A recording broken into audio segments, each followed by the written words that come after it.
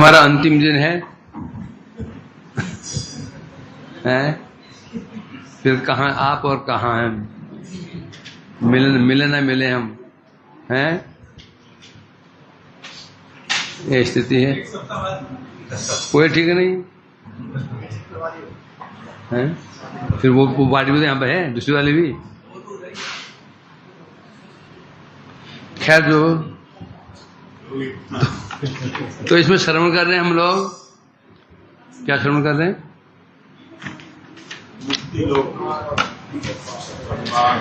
भगवान के पास गोप कुमार जी को समझा रहे थे, तुम नवदा भक्ति का पालन करो। और विशेष रूप से तद ज्ञापं च भागवत साध्यादि शास्त्रम भगवत लीला कथा शृणु तत् नित्यम। विशेष रूप वो भागवत आदि शास्त्र जिन शास्त्रों में उनकी लीलाओं को प्रकाशित किया गया है, नित्य उनका श्रवण करो। श्रवण माने भजन करो, उन कथाओं का सेवन करो। श्रृणु नहीं कह रहे हैं, सेवन करो। जहां शब्द सेवन आ जाता है, मतलब क्या हो गया? आदर पूर्वक उनको ग्रहण करो। क्या महिमा उनकी? कर्णयात कर्ण विवरम परिविष्टा सद्यपन भगवता प्रभवंती दातुम। कोई लीला कथाएं कर्ण विवर में प्रवेश करते ही क्या करते हैं? भगवतः पदम सद्य प्रभवंती दातुम। उसके हृदय में सद्य तुरंत क्या कर देती हैं?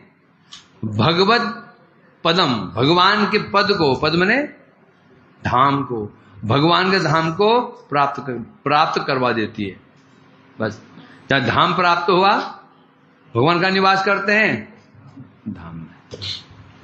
तो ये हो चुका था, इसकी टीका पहले हो चुकी थी, है ना? पूरा हो गया। अगला श्लोक। तेषां नौ प्रकाराणाम एकेनेव सुसिद्धति सर्वसाधन वर्येण वैकुंठ साध्य सत्तम। तेषां नौ प्रकाराणाम एव एकेनेव सुसिद्धति। उन्होंने कहा, देखो गोप कुमार जी, जो नवदा भक्ति यदि है ये नवदा भक्ति, 9 प्रकार की भक्ति है ना? परंतु भक्ति का कोई एक अंग, एकेनेव, वास्तव में इसको भक्ति का अंग नहीं कह सकते हैं। अंग कहेंगे समस्या आ जाएगी, अंगी अंग का भेद हो जाएगा।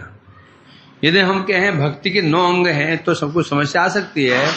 अंग कहने से एक अंगी बन गया, एक बाकी अंग बन गए। क्या बताया? नवदा भक्ति, 9 प्रकार की भक्ति, अंग नहीं। अब व्यवहार के लिए बोल देते हैं भक्ति के 64 अंग हैं, 9 अंग हैं, 5 अंग हैं। वास्तव अंग बोलना उचित भी नहीं है। यदि अंग बोलेंगे तो एक अंगी हो गया, बाकी अंग हो गए। जब क्या बता रहे हैं यहां पर? एकेनेव सुसिद्धति, 9 प्रकाराणाम एकेनेव सुसिद्धति। जो 9 प्रकार की भक्ति है, नवदा भक्ति है, एक ही भक्ति, एक ही भक्ति से सुसिद्धति है। क्या सुसिद्धति? वैकुंठ लोकम सुसिद्धति। जो हमारा प्राप्य है, वैकुंठ लोक है, उसको प्राप्त किया जाता है। क्यों? सर्व साधन वर्येण वैकुंठ साध्य सत्तम। जितने साधन हैं उन साधनों में क्या है? ये साधन वर्य। तो नवदा भक्ति क्या है? समस्त साधनों में साधन शिरोमणि है। इसलिए वो साध्यतम, साध्यतर, साध्यतम। साधन जिस कोटि का होगा, साधन जिस कोटि का होगा, साध्य भी उसी कोटि का मिलेगा। साधन उच्च कोटि का है तो साध्य भी उसी कोटि का मिलेगा। खूब परिश्रम कर रहा है, सड़कों पर झाड़ू लगा रहा है, झाड़ूदार नालियां साफ कर रहा है, परिश्रम तो कर रहा है। तो साधन किस कोटि का है? तुच्छ कोटि का है, तो सैलरी क्या मिलेगी? साधन उच्च कोटि का साधन कर रहा है, बड़े बड़े ऑफिसों में बैठता है, बड़ी चीजें खोज कर रहा है, बड़ी बड़ी तो साध्य का मिलेगा उसको, श्रेष्ठ मिलेगा ना। इसलिए कहते हैं सर्व साधन वर्ण वैकुंठ, समस्त साधनों में सर्वश्रेष्ठ साधन कौन सा है? नवदा भक्ति। और वैकुंठ क्या है? साध्य सत्तम, साध्य साध्यतर साध्यतम। भुक्ति को साध्य, मुक्ति को साध्यतर बोला जा सकता है, तो भक्ति को साध्यतम बोला जा सकता है। इसलिए कह रहे हैं यदि आपत्ति हो, मानो गोपाल जी प्रश्न कर लिया कि वो जो वैकुंठ लोक है जो प्राप्त करने के लिए जो नवदा भक्ति है उसका अनुसरण करना होगा, है? इसके उत्तर में कह रहे हैं हाँ करना होगा। नवदा भक्ति में से कोई एक ही पर्याप्त है। एक अंग के अनुष्ठान द्वारा सुखपूर्वक प्राप्त किया जा सकता है। सबका वर्णन, सबका अनुष्ठान करने की आवश्यकता ही नहीं है। एक के नेव जो 9 प्रकार की भक्ति है, उन एक अंग का पालन करने से ही सर्व सिद्धि हो सकती है। कारण ये है ज्ञान कर्मादि जितने प्रकार के साधन हैं, ज्ञान कर्म दान ध्यान योग, जितने प्रकार के साधन हैं, उन साधनों में क्या बता रहे हैं यहां पर? नवदा भक्ति का प्रत्येक अंग ही उन साधनों से श्रेष्ठ है। ज्ञान कर्म ज्ञान योग दान ध्यान जो साधन है, इन साधनों से तो केवल जो भक्ति के 9 अंग हैं, एक ही अंग श्रेष्ठ है। मतलब एक ही अंग पालन करने से वो सब कुछ मिल सकता है जो समस्त साधनों का फल हो सकता है। कर्म का फल, ज्ञान का फल, दान का फल, ध्यान का फल, तप का फल जो मिलेगा एक ही अंग से मिल जाएगा। तथा भुक्ति मुक्ति आदि जितने साध्य हैं सब साध्य मिल जाएंगे। भुक्ति कहो, मुक्ति कहो, सिद्धि कहो, सब मिल जाए। किससे मिले? भक्ति का जो एक अंग है, एक अंग पालन करने सारे भुक्ति मुक्ति सिद्धि मिल जाएगी। यद्यपि ज्ञान कर्म आदि साधनों का फल कर्म सा, ज्ञान का फल मुक्ति, कर्म फल भुक्ति आदि सिद्ध हुआ है, परंतु महापुरुष ने इन फलों को तुच्छ जान करके परित्याग कर दिया। क्या बोला उन्होंने? कैवल्यम नरकाय, कैवल्य नरकाय। त्रिदशपुर आकाश पुष्पाए थे, ब्रह्मा रुद्र आदि कीटाई थे, है ना। पहला जो है ज्ञान को सर्वश्रेष्ठ फल माना जाता है। कैवल्यम नरकाय थे, जो मुक्ति है नरक के समान। फिर स्वर्ग त्रिदशपुर, स्वर्ग नाम है त्रिदशपुर। त्रिदश किसे कहते हैं? देवता। उनका पूर्व कौन से? स्वर्ग कैसा है? आकाश पुष्पाए थे, आकाश पुष्प की भांति। ब्रह्मा महेंद्र आदि कीटाए थे। फिर ब्रह्मा पद इंद्र पद कैसे होता है? कैसा है ये? कीट, तुच्छ कीट के समान है ना। तो यहां बता रहे, तो यहां कह रहे हैं भुक्ति मुक्ति भी साध्य है, भुक्ति भी साध्य है, परंतु महापुरुष ने इन साध्यों को तुच्छ जान के परित्याग कर दिया है। कारण क्या है? कारण ये है जैसे साधन होगा वैसे ही फल होगा। साधन जैसा होगा फल वैसे ही होगा। साधन करोगे फल मिलेगा, साधन हल्का फुल्का करोगे तो फल भी हल्का फुल्का ही मिलेगा। समझे कि नहीं? अब हमारा साध्य क्या है? जो हम गौड़िए हैं, गौड़ीय कहने से पहुंच गए, जिनका लक्ष्य क्या है? मंजरी भाव, उन्हें गौड़ीय कहा जा सकता है। भाव क्या है? गौड़ीय। तो साधन कैसा होना चाहिए? इससे बड़ा साध्य हो नहीं सकता, इससे बड़ा साध्य हो ही नहीं सकता। वैष्णव पद, कार्षणी पद और गौड़ीय पद। समझे क्या नहीं? वैष्णव पद कहने विष्णु भक्त, कार्षण कहने कृष्ण भक्त, गौड़ीय कहने से सखी भाव भी नहीं, गौड़ी शब्द का ही अर्थ होता है मंजरी भाव। इससे ऊपर और बस कुछ नहीं है, इसके ऊपर बस शून्याकाश है, उसके ऊपर कोई पद ही नहीं है, उसके ऊपर बस अंतिम प्रकाश है मंजरी भाव, राधा दास्यम, वो हमारा साध्य है। तो साधन कैसा होना चाहिए? साधन कैसा होना चाहिए? है कठोर साधन होना चाहिए। समझे कह रहे हैं? मोबाइल के साधन साधन होना चाहिए। मोबाइलिया सह है, मोबाइलिया सह साधनम नहीं होगा। साधन कैसा होना पड़ेगा?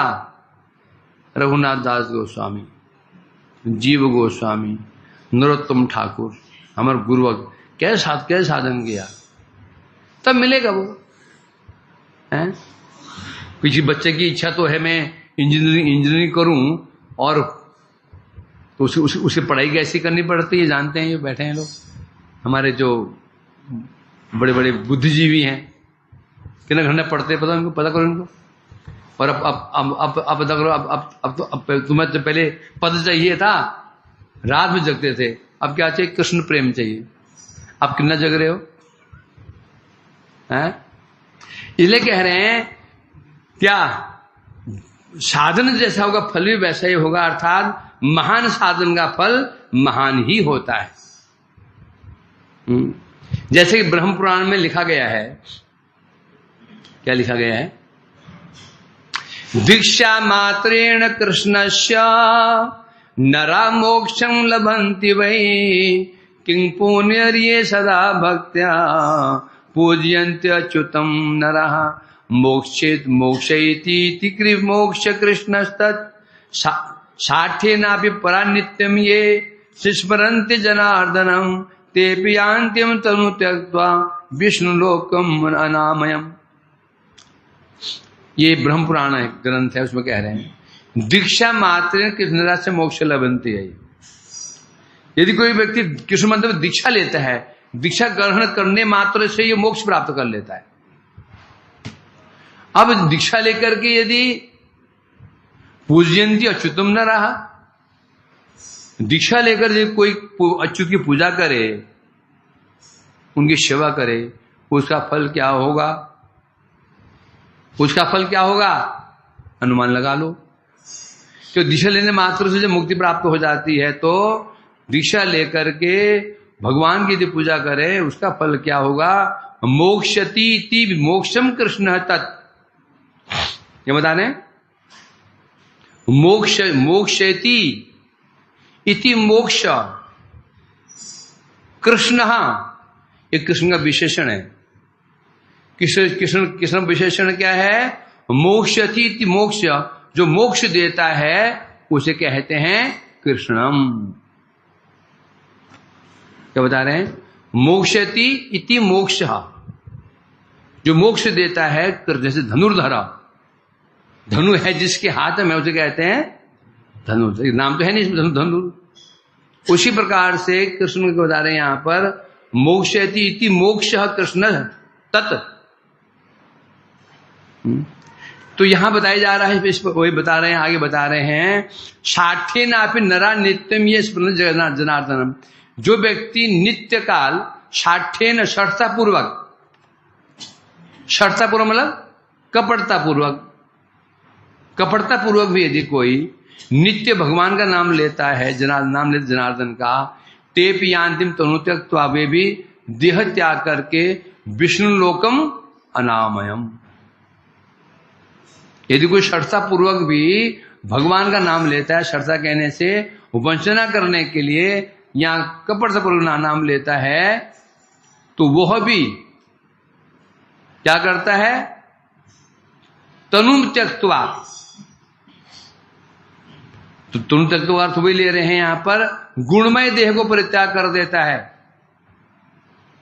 अर्थात सर्वदा दोष शून्य विष्णु को प्राप्त कर लेता है।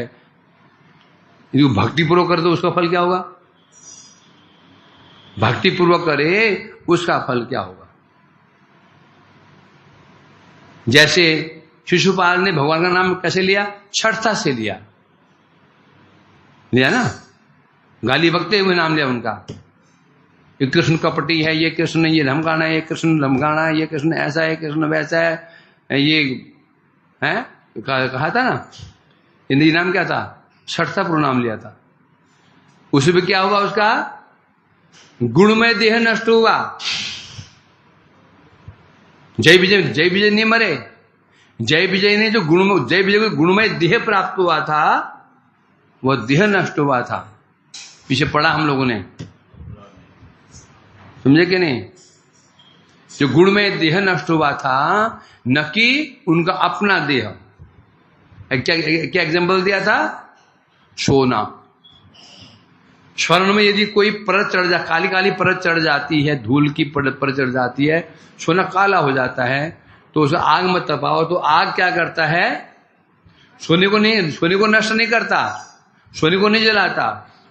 सोने के बाहर जो वो गंदगी की परत है उसको जला देता है। मतलब उस कुंडल ने क्या त्यागा? क्या देगा? कुंडल ने गंदगी त्यागी। उसी प्रकार जय विजय ने गंदगी त्यागी। जो अपराध का फलस्वरूप जो शरीर था, वो गुणमय शरीर था। शिशुपाल क्या है? इसका नाम है, शरीर का नाम है। जय विजय को तो मलयुक्त शरीर प्राप्त हुआ था, वो त्यागा उन्होंने। इसलिए कह रहे हैं, शर्ता पूर्वक भी यदि कोई भगवान का नाम ले लेता है, गुणमय देह त्याग करके विष्णु लोक को प्राप्त कर लेता है। इतनी महिमा किसकी महिमा है? ये किसकी महिमा है? ये बता रहे हैं, नवदा भक्ति की महिमा है। नवदा भक्ति की ये महिमा, इतनी महिमा नवदा भक्ति बता रहे हैं यहां पर। अतः वो कह रहे हैं, इसलिए तुम नवदा भक्ति का ही पालन करो। महत्तम तया श्रूयमाणा अपि परे अखिला फल ब्राता विचारेण तुच्छ महद अनादिता। इसका बज रहा है। तो कह रहे महत्तम तया श्रूयमाणा परे अपि परे अखिला, बता रहे यहां पर। श्रूयमाणा सुना जाता है। क्या सुना जाता है? क्या? अब परे अखिला, वैकुंठ के अलावा अखिला, जितने प्रकार के फल, वैकुंठ को छोड़ करके जितने प्रकार के फलों की बात सुनी जाती है, हैं? उनमें महत्तम कौन है? वैकुंठ ही महत्तम, महत्तर महत्व। जितने फल सुने जा सकते हैं, भुक्ति, मुक्ति, सिद्धि, रिद्धि आदि आदि सुने जाते हैं, उनमें वैकुंठ लोक के अलावा जिस किसी भी महाफल के विषय में सुना जाता है, फल ब्रात अविचारेण तुच्छा महद अनादिता। महद, जो व्यक्ति महद है, महद कहने से महान। महान किसे कहते हैं? महान किसे कहते हैं? जो सार असार का विवेक रखता है। सार क्या है, असार क्या है, जो इसको जान गया है, उसे कहते हैं महत् पुरुष। तो कह रहे हैं वैकुंठ के अलावा जितने प्रकार के महाफल हैं, जो महत् पुरुष है, महत् पुरुष क्या करता है? अनादिता तुच्छा अविचार, बिना विचार के ही उन समस्त फलों को तुच्छ मानते हैं। ये छोटा सा बच्चा, भोला वाला बच्चा है, अब उसको कहीं सेब दिया, सेब थोड़ा सड़ा हुआ था, चूहे ने खा रखा था, आधा गला सड़ा, बच्चा खा रहा था उसको, तो पिताजी क्या करेंगे? छीनेंगे और बिना विचार किए वो दूर फेंक देंगे उसको। अब बच्चा रो रहा है, दौड़ रहा उसको लाने के लिए, उसको पकड़ने के लिए उसको है। उसी प्रकार से बता रहे जो महत्व को जानते हैं, ये फल चूहे का खाया हुआ फल है या सड़ा हुआ फल है, यदि खाएगा तो मरेगा। पर उस बच्चे को पता नहीं है ये जो बच्चे के लिए महान फल है, जो छोड़ना नहीं, उस फल को छोड़ना ही नहीं चाह रहा, छोड़ना ही नहीं चाह रहा, उसके लिए जो श्रेष्ठ है महत पुरुष जो होता है, जो पिताजी माताजी हैं उसके जो श्रेष्ठ हैं, वो उन्हें विवेक है। ये फल सड़ा हुआ है, सड़ा फल खाने से शरीर पुष्ट तो क्या होगा, नष्ट जरूर हो जाएगा। उसी पर बता रहे हैं महद अनादिता। अब महत के विषय में यहां टीका में बता रहे हैं, अर्थात सार असार विवेक में निपुण रसिक भक्तगण। महत किसे कहते हैं? सार असार विवेक में निपुण है। किसमें निपुण है? ये जानने में निपुण है कि सार वस्तु क्या है, असार वस्तु क्या है, मतलब लाभदायक वस्तु क्या है, हानिकारक वस्तु क्या है, इसमें जो बिल्कुल क्या है, निपुण है। और वो कौन होता है? रसिक भक्तगण। रसिक भक्त के अलावा सार असार को नहीं जानते हैं। शांत रस के भक्ति भी, उनको भी सार सार का विवेक नहीं होता। जो रसिक भक्त हैं वो जानते हैं। प्रेम, कृष्ण प्रेम, भगवत प्रेम एकमात्र सार वस्तु है। उसमें ही फिर आगे तारतम्य। जो दास्य रस के महापुरुष हैं, सख्य रस के महापुरुष हैं, वात्सल्य रस के महापुरुष हैं, फिर मधुर रस के महापुरुष हैं, तो उनमें तारतम्य है।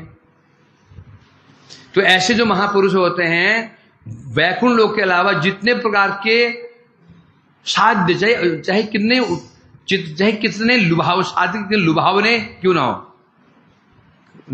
अभी मुख में मुक्ति है, ये भी कम लुभावने नहीं है, अति लुभावनी है। ये स्वर्ग कैसा है? अति लुभावना है। जगत सुख बड़े बड़े बड़े बड़े बड़े बड़े लुभावने होते हैं। लुभावने नहीं होते तो एक जो बच्चा भजन करने के लिए आज संसार में क्यों फंस जाता है देख देख करके, है? मतलब साला ये गृहस्थ मजे में है, भजन भी कर रहे हैं और संसार का आनंद भी ले रहे हैं, और हम यहाँ सुखे रह गए। तो हम भी करेंगे, भजन भी कर रहे हैं, भी कर रहे हैं, हमारे क्या? उसको मालूम नहीं है वो कि अंदर उसके हृदय में जलन है। वो तो जलन है, वो बताएगा नहीं कि तुम भी चलो, समझे क्या नहीं? जो दिखता है वो होता नहीं, जो दिखता होता नहीं हो। जो संसार में जो जिन्हें मुस्कुरा रहा है ना, मामला गड़बड़ है। जो व्यक्ति भक्त नहीं है, भजन नहीं कर रहा है, वो जिन्हें खुश दिख रहा है, तो समझो क्या है, गड़बड़ है, गड़बड़ है। समझे कि नहीं? जो भजन कर रहा है वो खुश दिखे तो ठीक है, जो भजन नहीं कर रहा है बहुत खुश दिख रहा है तो समझो ये मूर्ख है। उस बच्चे की भांति, जिस बच्चे को छड़ा हुआ एप्पल मिल गया, उछल उछल के ठुमुक ठुमुक के नाच रहा है, वो ठुमुक ठुमुक के नाच रहा है बच्चा, फल को खाया जा रहा है, सड़े फल को।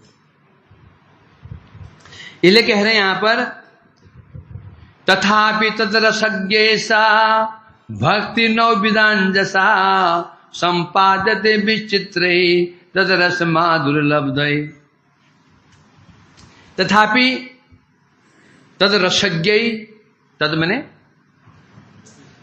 मैंने भगवान। बारिश हो रही है? ये पानी कहां जा रहा है? अच्छा अच्छा। तथापि तद रसज्ञ सा भक्ति नवविधा अंजसा संपादे विचित्रे तदरस माधुर्य लब्धे। तथापि जो तद अर्थात रसिक भक्तगण हैं, जो रसिक भक्तगण हैं वे लोग क्या करते हैं? क्या करते हैं? विचित्रे तद रस माधुर्य लब्ध है। तद रस माधुर्य विचित्रे, तद रस मैंने भक्ति रस। तद कौन सा रस? तद रस मैंने भक्ति रस। भक्ति रस की जो माधुर्य है, उसकी जो विचित्रता है, उसका आस्वादन करने के लिए तद रसज्ञ रसिक भक्तगण क्या करते हैं? नवदा भक्ति संपादते, नवदा भक्ति का ही पालन करते हैं। क्यों करते हैं? क्यों करते हैं?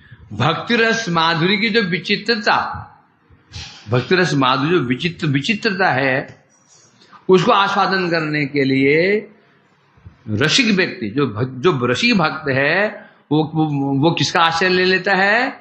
नवविधा भक्ति। नवविधा भक्ति का कैसे अनुष्ठान करता है? अंजसा। अंजसा मैंने सहज ही कर लेता है। सहज मैंने कुछ समझाना नहीं पड़ता, भक्ति करो, नवदा भक्ति करो, नहीं ऐसे नहीं, वो सहज ही कर लेता है, सहसा कर लेता है, आसानी से कर लेता है।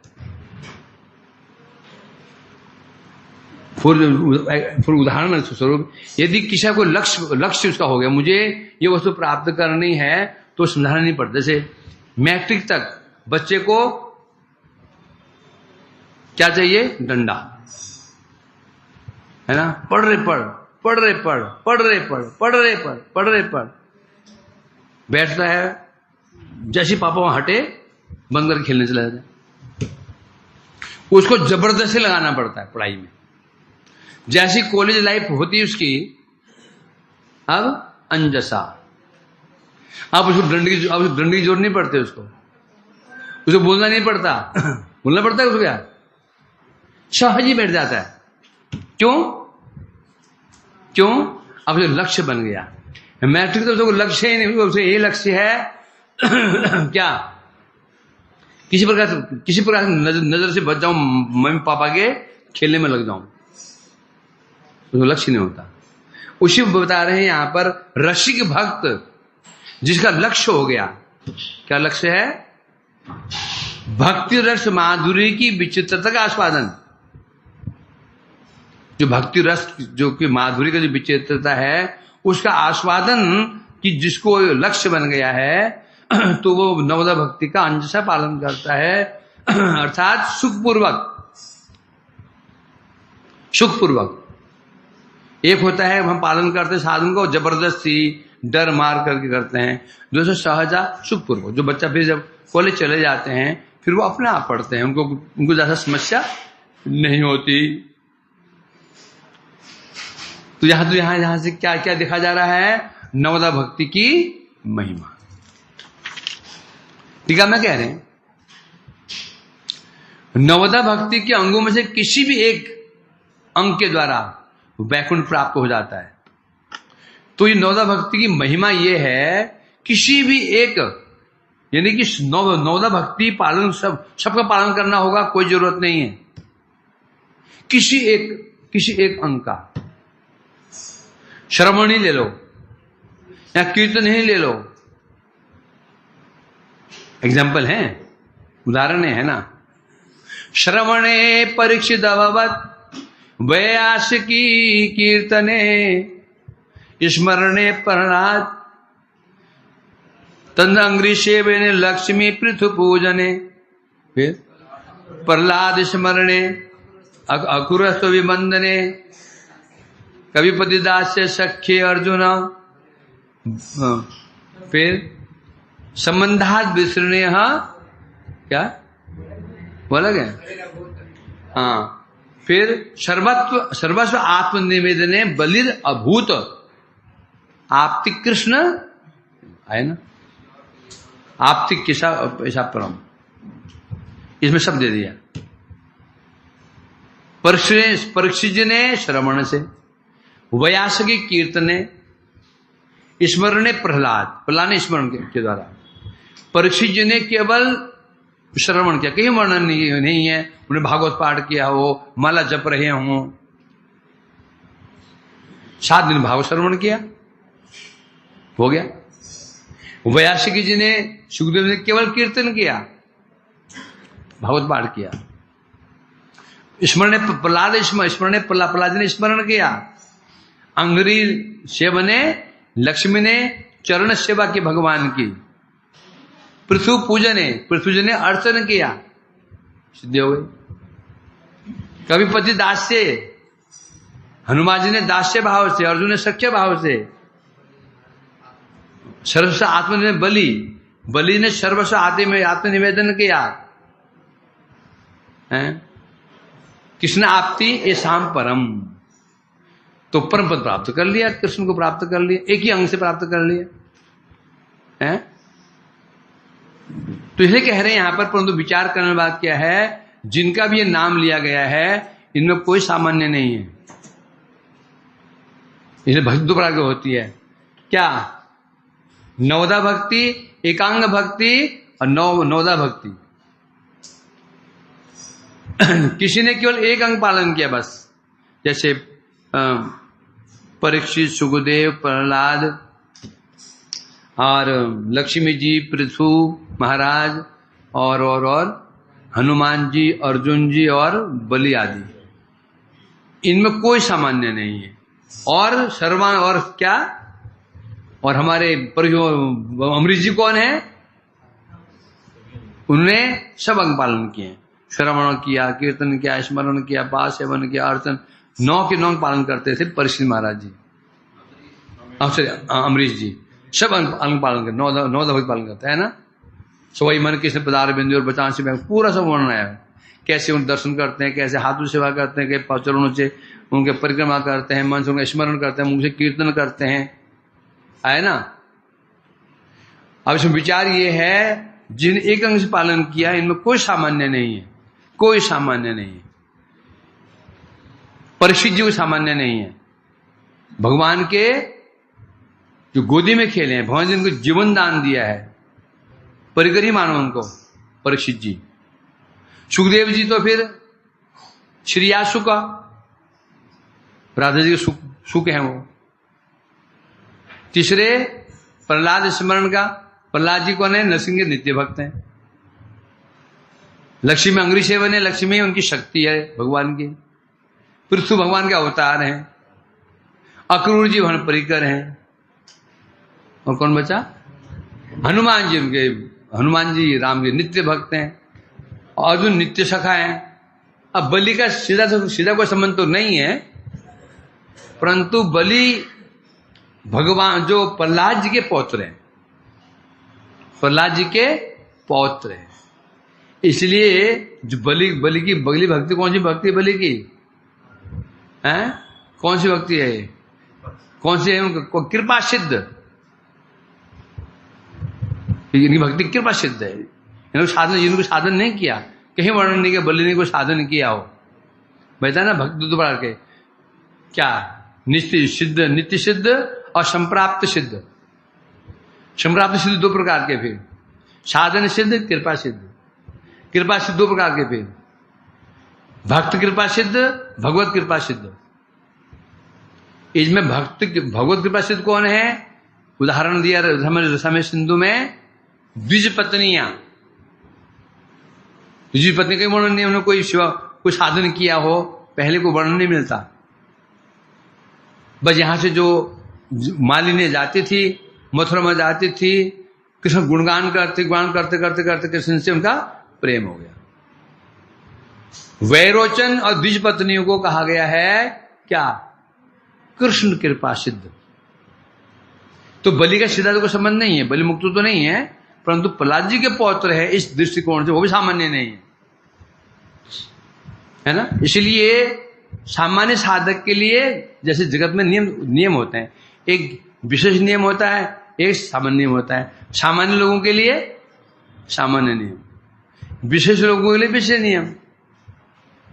यहां तक कि बड़े मंदिर में दर्शन करने जाते हैं, वहां भी होता है वीवीआईपी जो गैलरी होती है, उसमें वही जाते हैं, वीआईपी वाले जाते हैं, और सामान्य लोगों की लंबी लाइन है, धूप में खड़े रहो, होता नहीं था।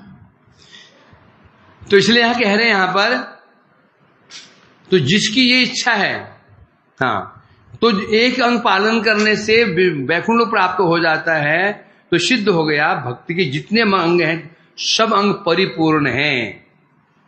भगवान परिपूर्ण हैं, उनकी भक्ति परिपूर्ण है। यहां उनका धाम है ना, धाम ही है। और धाम के जो पेड़ हैं ये यदि बलवान होंगे कि मिट्टी यदि बलवान होगी, धाम के जो रज है एक कण में, वो शक्ति है जो शक्ति कृष्ण में है। ऐसा नहीं होता तो क्या मांगा उन्होंने, आशा महु चरण रेणवः, रेणु रेणवः, बोला क्या? एक वचन बोला है। आशा मोह चरण रेणु रेणु रेणु रेणव। क्या बोलना चाहिए? आशा मोह चरण रेणव। बहुवचन। इतनी मिट्टी मिल जाए, गोपी को इतनी चरण धूलि मिल जाए कि सिर पर भर लो उसको मैं। एक कण मांग रहे हैं, तुम्हारा तात्पर्य क्या हुआ? एक कण ही इतना शक्तिशाली है, उनकी मनोवांछा को पूर्ण कर सकती है। मिट्टी जो व्रत की रच, ये भगवान क्या है ना, पूर्ण मतलब पूर्णमिदम, उसी उनकी जो तदीय वस्तुएं भी उसी प्रकार से परिपूर्ण होती है। तो इसे कह रहे हैं यहां पर ये विचित्र क्या रस माधुर्य, भक्ति रस माधुर्य की विचित्रता। भक्ति रस ये भी विचित्रता क्या है?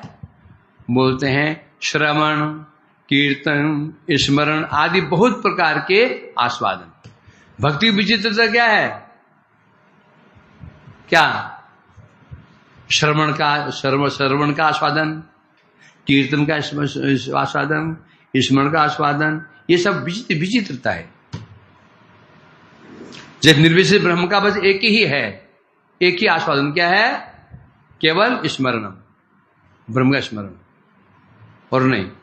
परंतु भक्ति रस में क्या है? श्रवण का आस्वादन, सुनने का है, कीर्तन का आस्वादन,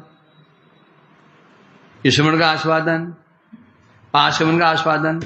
यही है विचित्र भक्ति रस की, ये विचित्रता है।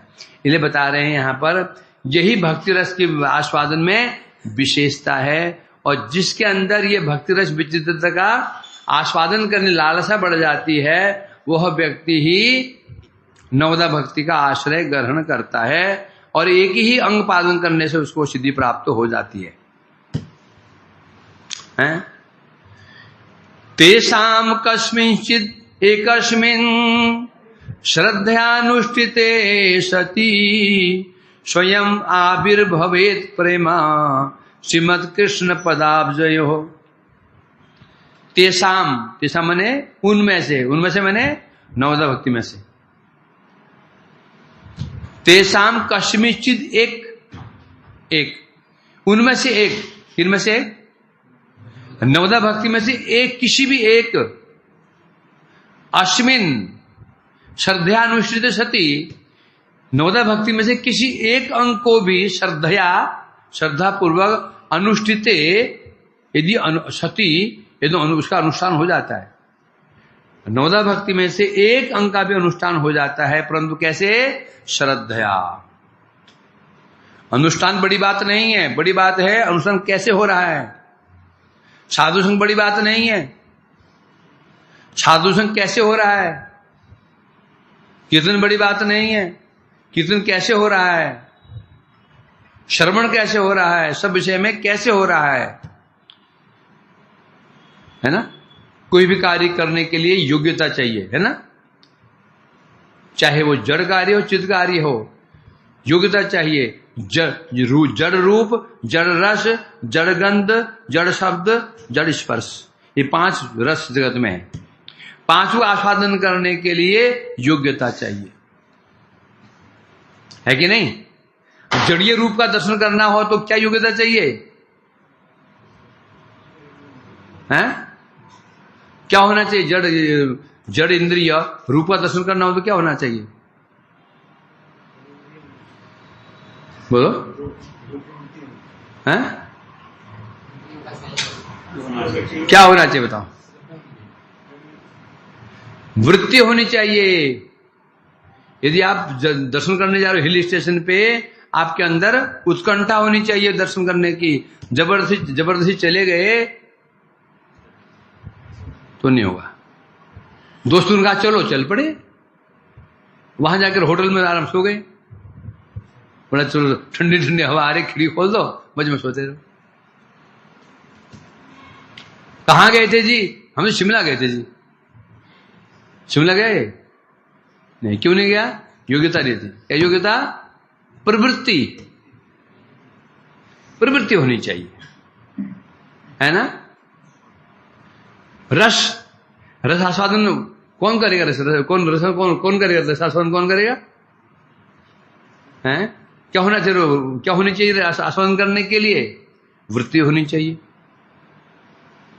पैसा है, सब कुछ है, तुमने अच्छा रस गिलास में बढ़िया जूस ले लिया और मन तो खराब है, रुचि उसमें नहीं है, आस्वादन होगा?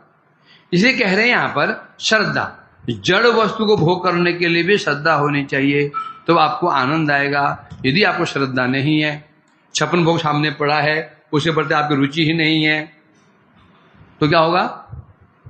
थोड़ा यहां थोड़ा वहां फेंक दोगे उसको। उसी पर बता रहे हैं यहां पर, जिस किसी एक अंग का पालन किया जाएगा श्रद्धा पूर्वक, साधु संग भी करेंगे श्रद्धा पूर्वक, एक ही साधु का संग करेंगे कल्याण हो जाएगा। श्रद्धा नहीं है, जितने महापुरुष हैं सुनाओ, बड़े सिद्ध महापुरुष, वहां से वहां, वहां से वहां, वहां से वहां, वहां से वहां, वहां से वहां, वहां से वहां भागे जा रहे महापुरुषों के पीछे, और श्रद्धा है नहीं। जा रहे हैं, क्यों जा रहे हैं? इतने महापुरुषों के पास हम जाएंगे ना, बाद में हमारी पूछ अच्छी होगी, बोल पाएंगे। जानते हो हमने कितना संग किया? पता है तुमको? नहीं पता है? हम सुनो हमसे, हमने उनका संग किया, हम उनका संग किया, हम उनका संग किया। तो ये जो भागे भागे मारे फिर रहा था, वो बड़े महापुरुषों के पीछे। उद्देश्य क्या था? बाद में अपनी पहचान को बढ़ाना। तो इसलिए श्रद्धा अच्छी नहीं, श्रद्धा अच्छी नहीं, साधु संग कर नहीं पाएगा, नहीं कर पाएगा। फल क्या है? वो साधु संग का जो प्रभाव है, फल उसको मिलेगा ही नहीं, उल्टा और हो जाएगा। कहां ऐसे महापुरुषों को संग प्राप्त करके हृदय कैसे होना चाहिए था? निष्प्रिय, समस्त प्रकार की कामनाएं, द्वेष, ईर्ष्या नष्ट हो जानी चाहिए थी। क्यों? महापुरुष का संग कर रहे थे, परंतु दिखता उल्टा ही है। उल्टा दिख रहा है तो समझो संग तो किया ही इस व्यक्ति ने, श्रद्धा पूर्वक नहीं किया, श्रद्धा पूर्वक नहीं किया।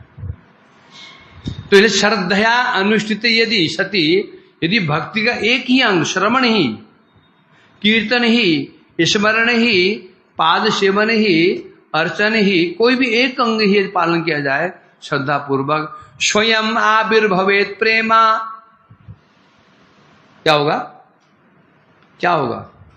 कृष्ण पदाब्जयो, श्रीमद कृष्ण पदाब्जयो, कृष्ण के चरण कमलों में जो प्रेम है, प्रेम स्वयं प्रेम आविर्भूत हो जाता है। उसको आविर्भाव करने की चेष्टा नहीं करनी पड़ती।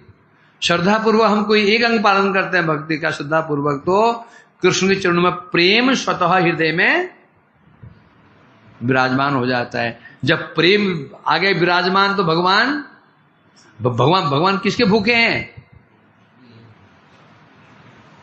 भगवान भूखे हैं कि नहीं, या नहीं है?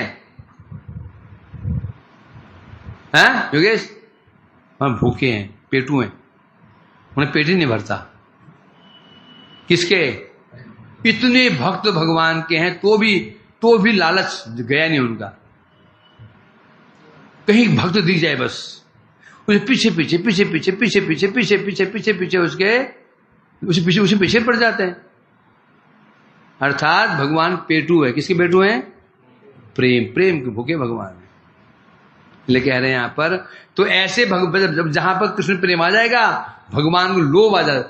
भगवान किसके लोभी हैं? प्रेम के लोभी हैं। जब प्रेम आ गया, भगवान स्वतः ही उस प्रेम का आस्वादन करने के लिए पहुंच जाते हैं, है ना? तो जिसका लोभी है वो भी तो पहुंच जाता है। रसगुल्ले का लोभी है, फिर छिपा दो, वहीं पहुंच जाएगा, सूंघते करते पहुंच जाएगा वहां। तो भगवान प्रेम के लोभी है। और वो प्रेम कैसे प्राप्त होगा? श्रद्धा पूर्वक भक्ति का कोई भी एक अंग अनुष्ठान करने से प्राप्त हो जाएगा। तुम बताते क्या हो? जो भक्ति अंग अनुष्ठान कर रहे हैं, श्रवण कर रहे हैं, कीर्तन कर रहे हैं, स्मरण कर रहे हैं, पाद सेवन, अर्चन जब कर रहे हैं, श्रद्धा पूर्वक होना चाहिए, तभी प्रेम प्राप्त होगा। प्रेम प्राप्त होगा तो भगवान हृदय में आएंगे, नहीं तो नहीं आएंगे। तथापि कार्या प्रेमणेव परिहाराय हृदरुज फलांतरेषु कामस्य वैकुंठाप्ति विरोधिन। तो बोला तो क्या हम एक ही अंग पालन करें? बोलते नहीं, एक अंग पालन तुम्हारे लिए नहीं है। किनके लिए है एक अंग पालन? जो भाव प्राप्त कर चुके हैं उनके लिए। अभी जो हमारे जैसे लोग हैं, अभी जो हम भक्ति पालन कर रहे हैं, कोई भाव कुछ नहीं, भाव कुछ नहीं है। अभी हम जो श्रवण कीर्तन कर रहे हैं, कोई भाव नहीं है, केवल अभाव ही अभाव है। कोई कर रहा है मेरे पाप दूर हो जाएं, कोई कर रहा है सुगुर्ती बन जाएं, हैं? और कोई किसी लिए कर रहा है, कोई किसी लिए कर रहा है।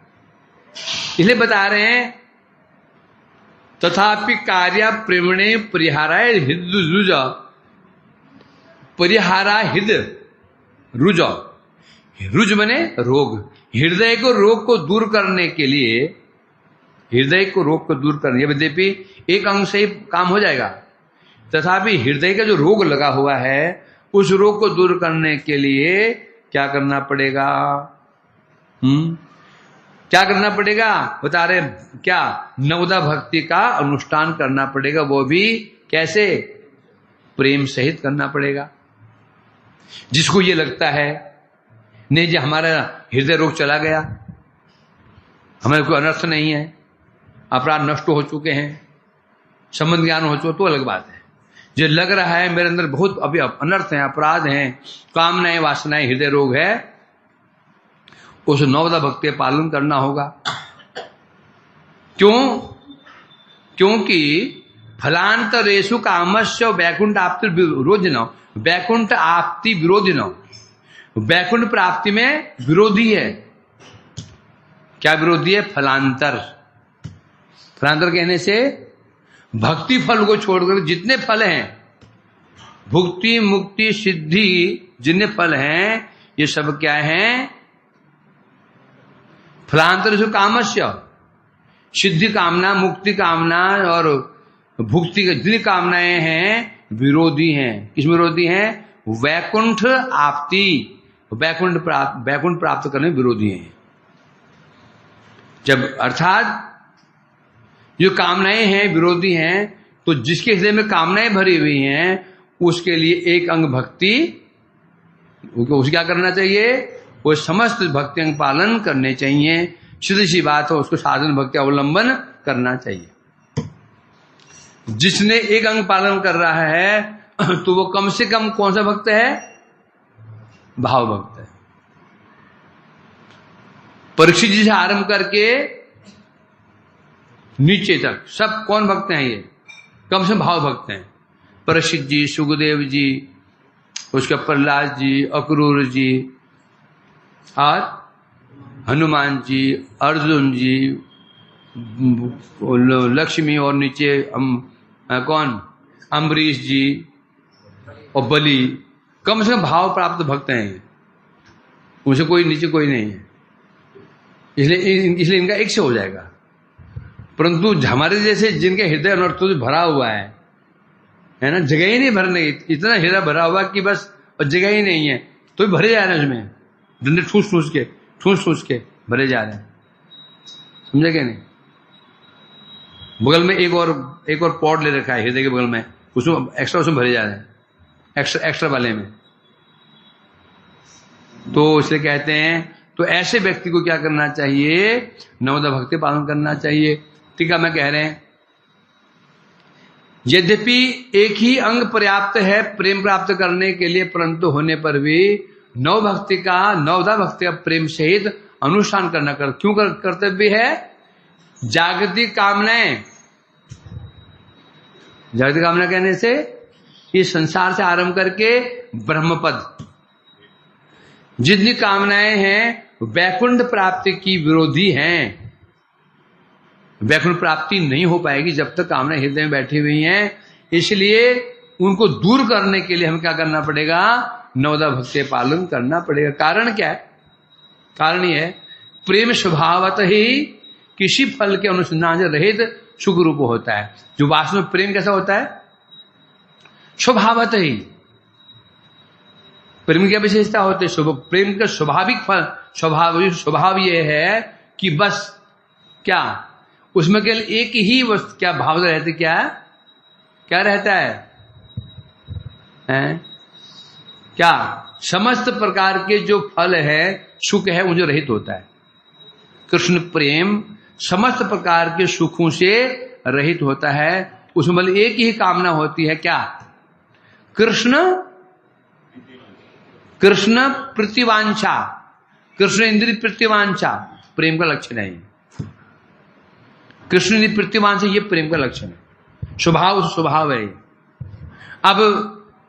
अब हमारे हृदय में प्रेम है या नहीं है, कैसे दिखेगा? स्वभाव से। प्रेम होगा उसका स्वभाव क्या है? तो बोले एक ही इच्छा रहेगी, कैसे भगवान खुश हो, कैसे गुरु खुश हो, कैसे वैष्णव खुश हो, हरि गुरु वैष्णव संतुष्टि ही एक मात्र तुम्हारा लक्ष्य रहेगा। यदि ऐसा है तो समझो हृदय में प्रेम है।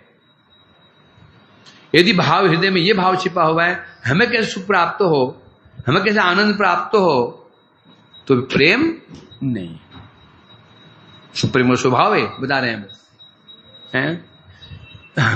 इसलिए बता रहे हैं प्रेम।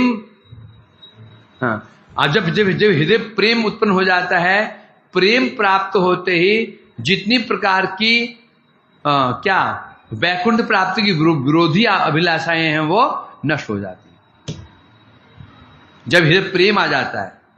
अब प्रश्न होता है तो पहले क्या सब कामनाएं दूर होंगी, फिर प्रेम आएगा, तो क्या करना चाहिए हमको? पहले हृदय को शुद्ध करना चाहिए, कामना को त्यागना चाहिए, फिर भक्ति करनी चाहिए, ऐसा है क्या? नहीं। जब भक्ति अनुष्ठान करते हैं श्रद्धा पूर्वक, जब जितना हृदय में प्रेम आ जाता है तो उस प्रेम के प्रभाव से जितनी विरोधी अभिलाषाएं हैं वो स्वतः ही नष्ट हो जाती हैं। भक्ति परा भगवती प्रतिलब्ध काम अपहिनेतु अचिरेण धीर है ना। जो व्यक्ति श्रद्धापूर्वक श्रवण करता है, रासलीला श्रवण करता है, प्रतिलब्ध का उसके हृदय में प्रेम भक्ति आ जाती है। उस भक्ति के प्रभाव से क्या होता है? उससे जो हृदय रोग है अचिरेण अपहिनोति चला जाता है। तो पहले प्रेम प्राप्त होगा, फिर उसको हृदय रोग दूर हो जाएगा। परंतु स्टार्टिंग कहां से करनी पड़ेगी? अब बैठे रहोगे या प्रेम प्राप्त होगा तो होगा, प्रेम प्राप्त होगा तो होगा, नहीं होगा। हमें चेष्टा करनी पड़ेगी। इसे कहते हैं साधन भक्ति। तो इस प्रकार से ये श्लोक हुआ। अब इसको हम प्रणाम करते हैं अघोषित काल तक के लिए। अघोषित काल 7 दिन के लिए कह रहे हैं, मेरे आगे क्या होता है? और सुबह हुआ एक बार बंद